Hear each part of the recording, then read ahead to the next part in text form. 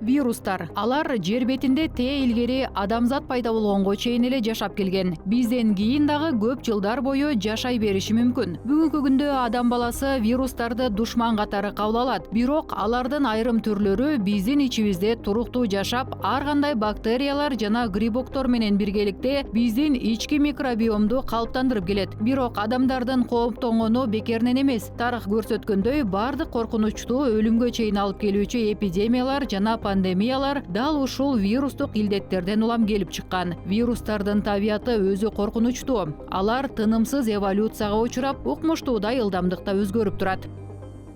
Мутация это больше вот Мутацияга негизинен бактерияларга караганда вирустар кабылат. Ооба, бактериялар дагы өзгөрүп турат. Бирок вирустар тынымсыз өзгөрүү касиетине ээ. Себеби алардын курамында РНК же ДНК камтылган. Ар бир өзгөрүүнүн өзү мутация деп аталат.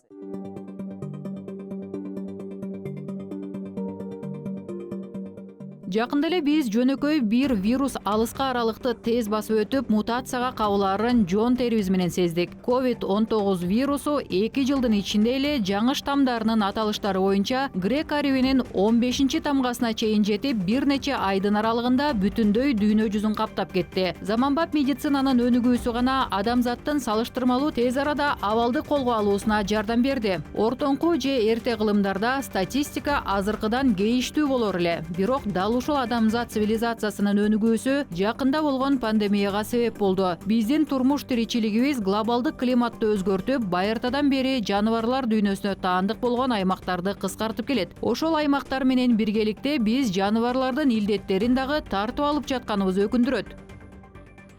вот, наверное, особенность вот этого нашего последнего столетия, она заключается... Биздин акыркы 100 жылдыктын артыкчылыгы мурда жаныбарларды гана жабыркатуучу вирустар болсо, азыр алар адамдарга дагы жугуп, оору алып келет. Биринчи кезекте бул адам баласы айланасында ыңгайлуу шарттарды түзүү менен табиятка кийлигишип, зыян келтирип жатканы себеп. Человек, он, создавая вокруг себя, так скажем, больше комфортных условий для себя, он все чаще вторгается в природу.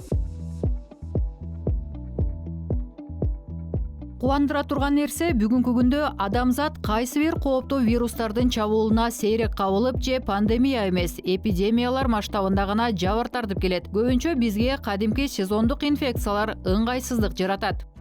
Заболеваемость вирусными гепатитами, то же самое это... Мисалга, көнүмүш респиратордук вирустук инфекциялар менен сасык тумоо 9 айы буга айларында каптайт. Ал эми вирустук гепатит илдеттери дагы кыш-жаз айларында кооптуу. А гепатити көбүнчө жайкысын күч алат. Себеби мында вирус заң аралдык жол менен жугат. Менингит илдети дагы сезондук болуп саналат. Оору жаз, кыш, күз айларында курчойт. Ал эми ичеги карын инфекциялары тууралуу айта турган болсок, ал жайкысын каптайт. Бул оорулар 3 же 5 жылда бир көчүп турат. Бүгүнкү күндө мындай жугуштуу илдеттерди алдын алуунун баарыбызга белгилүү жолу бар. Биз муну вакцина менен башкаруучу инфекция деп атайбыз. Башкача айтканда, калк жеткиликтүү деңгээлде эмдөө менен камсыздалса, жамааттык иммунитетти калыптандыра алабыз. Адам вируска туруштук бербей, вакцина менен корголуп турса, оорунун жайылуусу төмөндөйт. Не подвержен, защищен, тогда у них нет возможности передачи, и тогда заболеваемость снижать.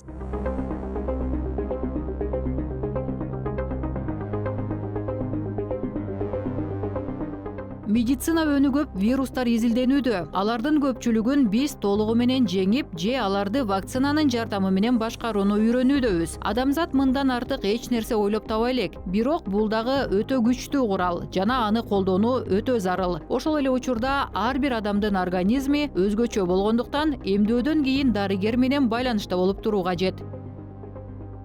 Вирустук инфекциялар менен күрөштө дагы бир күчтүү куралды эсибизден чыгарбашыбыз керек. Бул биздин иммунитет. Пайдалуу тамак аш, физикалык кыймыл-аракеттер сыяктуу дарыгерлердин тээ илгерки сунуштары азыр дагы иштейт жана иммундук системага тийгизген таасири менен таң калтырышы дагы мүмкүн.